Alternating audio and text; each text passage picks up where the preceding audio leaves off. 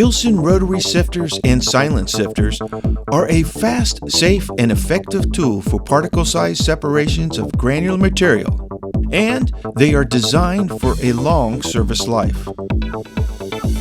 Before performing maintenance or repairs on a unit, always read and understand the safety, operating, and maintenance instructions supplied with the unit.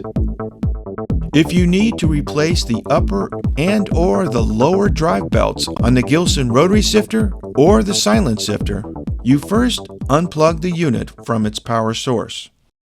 At the top of the cabinet, remove the 8 side screws, and then remove the 2 screws from the top of the control panel.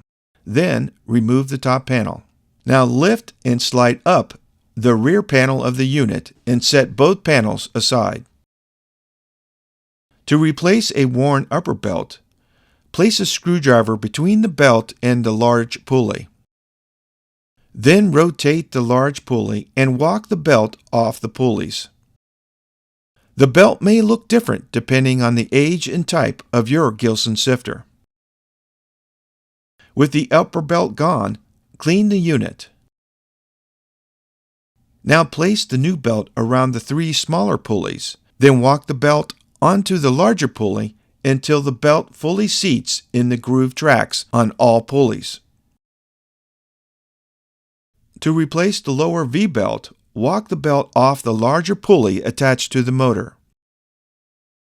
Now place the new belt on the smaller pulley, and then walk the belt onto the larger pulley and into the groove tracks of both pulleys.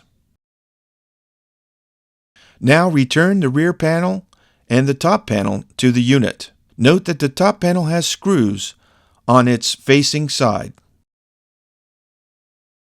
For any questions about your Gilson Rotary or Silent Sifter, or for any Gilson product, please contact your Gilson Technical Support team.